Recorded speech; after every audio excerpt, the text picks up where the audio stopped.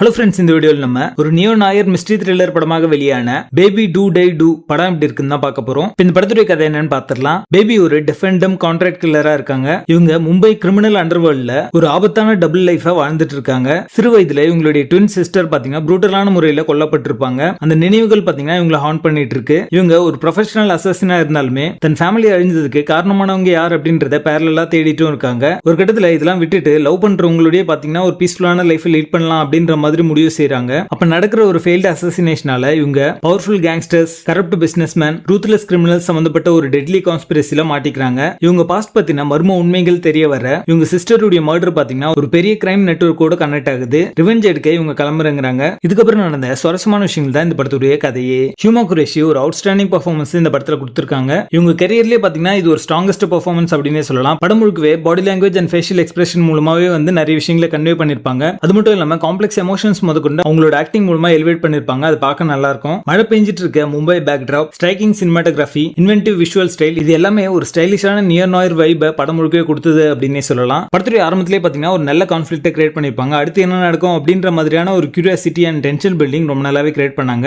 படத்துடைய first half பாத்தீங்கன்னா ஸ்ட்ராங்காவே இருக்கும். டெக்னிக்கலி இந்த படம் ஒரு சவுண்டான ஒரு படம் தான். Cinematography, background score, editing, production design எல்லாமே ரொம்ப நல்லாவே பண்ணிருப்பாங்க. சப்போர்ட்டிங் ரோல்ல நடிச்ச சிக்கந்தர், சங்கி, சீமா, ரச்சித் எல்லாரும் பாத்தீங்கன்னா ஒரு நல்ல பெர்ஃபார்மன்ஸ் கொடுத்திருக்காங்க. பிரெடிக்டபிளான செகண்ட் ஹாஃப் இந்த படத்துக்கான மைனஸா அமைஞ்சிருக்கு. ரிவெஞ்ச் பண்ற அந்த சீக்வன்ஸ் எல்லாமே ஆல்ரெடி நம்ம பார்த்து பழக்கப்பட்ட காட்சிகளா இருக்கும். புதுசா எதுவுமே இருக்காது. கிளைமேக்ஸ்ல ஒரு எமோஷனல் டெப்த் அப்படின்றது மிஸ்ஸிங்கா இருக்கும். அதே மாதிரி இது வரைக்கும் பில்ட் பண்ண எல்லாத்தையும் பாத்தீங்கன்னா சரியா முடிக்கல அப்படின்ற ஒரு தாட் வரதான் செய்யுது. இந்த படத்துல ட்விஸ்ட் அண்ட் டர்ன்ஸ்லாம் வச்சிருப்பாங்க. அது எல்லாமே பாத்தீங்கன்னா ஒரு கன்வீனியன்ட்டான ட்விஸ்டா தான் இருக்குமே தவிர ஒரு அதிர்ச்சிகரமான ஒரு ட்விஸ்டா இல்ல அப்படின்றதா உண்மை. விஷுவலா பாக்குறதுக்கு இம்ப்ரெசிவா இருந்தாலுமே ஸ்கிரீன் பிளே பாத்தீங்கன்னா இன்னும் கொஞ்சம் பெட்டரா பண்ணிருக்கலாம் அப்படிங்கிற மாதிரி தோணுச்சு. படத்துடைய பேசிங் டீசென்ட்டா இருக்கும். மொத்தத்துல இது ஒரு ஒன் டைம் வாட்சபிள் மூவியா வந்திருக்கு. படத்துல அடர்கான் இருக்கு. இந்த படத்தை நீங்க ஃபேமிலியோட பார்க்காதீங்க. பேபி டூ டை டூ படத்துக்கு எங்களோட ரேட்டிங் 6 out of 10.